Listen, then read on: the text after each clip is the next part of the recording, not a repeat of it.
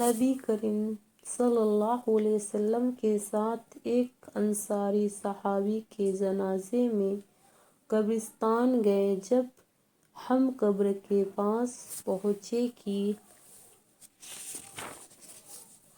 ابھی کھودی نہیں گئی تھی، نبی کریم صلی اللہ علیہ وسلم وہاں قبر کی تیاری کے انتظار میں تشریف فرمائے ہوئے اور آپ کے ارد گرد ہم بھی اس طرح متوجہ کر بیٹھے گئے گویا کہ ہمارے سروں پر پرندے بیٹھے ہوئے۔ آپ کے ہاتھ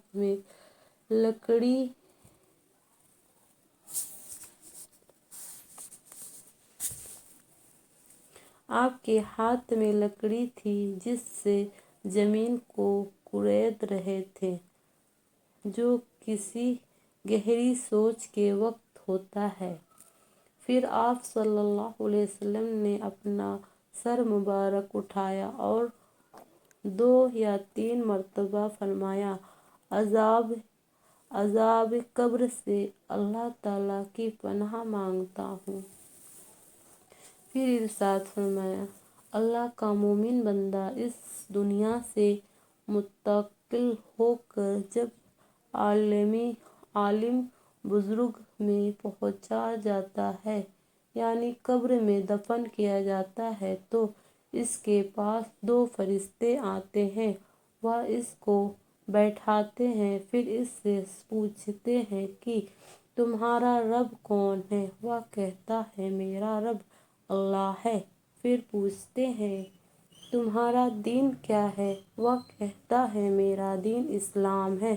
پھر پوچھتے ہیں کہ آدمی جو تم میں نبی بنا کر بھیجے گئے تھے، یعنی حضرت محمد صلی اللہ علیہ وسلم، ان کے بارے میں تمہارا کیا خیال ہے؟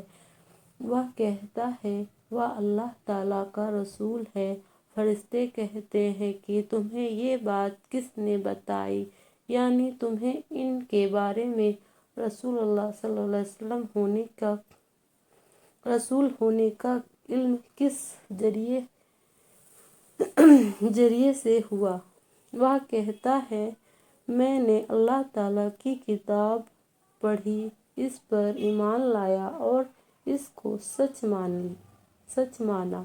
اس کے بعد رسول اللہ صلی اللہ علیہ وسلم نے ارشاد فرمایا، مومن بندہ فرشتوں کے بار بلایا سوالات کے جوابات جب اس طرح ٹھیک ٹھیک دے دیتا ہے تو ایک منادی آسمان سے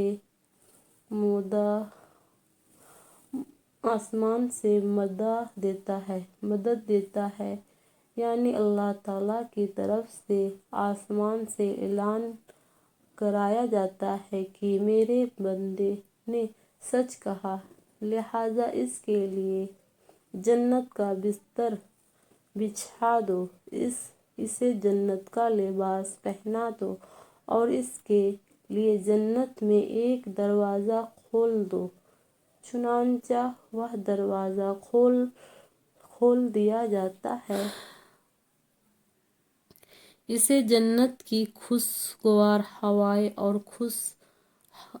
خوشبوئیں آتی رہتی ہیں اور قبر اس کے لیے حد نگاہ تک کھول دی جاتی ہے۔ یہ حالات تو رسول اللہ صلی اللہ علیہ وسلم نے مومن کا بیان فرمایا۔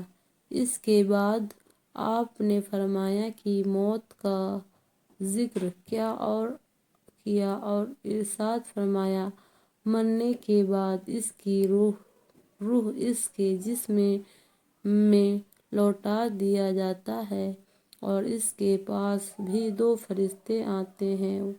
وہ اس کو بٹھاتے ہیں اور اس سے پوچھتے ہیں کہ تیرا رب کون ہے؟ وہ کہتا ہے ہائے افسوس، میں کچھ نہیں جانتا۔ پھر فرشتے اس سے پوچھتے ہیں کہ تیرا دین کیا تھا؟ وہ کہتا ہے ہائے افسوس، میں کچھ نہیں جانتا۔ پھر فرشتے اس سے کہتے ہیں کہ یہ آدمی جو تمہارے اندر بخشش نبی کے بھیجا گیا تھا، تمہارا اس کے بارے میں کیا خیال تھا؟ وہ پھر بھی یہی کہتا ہے، ہائے افسوس، میں کچھ نہیں جانتا۔ اس سوالات و جواب کے بعد آسمان سے ایک پکارنے والے اللہ تعالیٰ کی طرف سے پکارتا ہے کہ اس نے جھوٹ کہا۔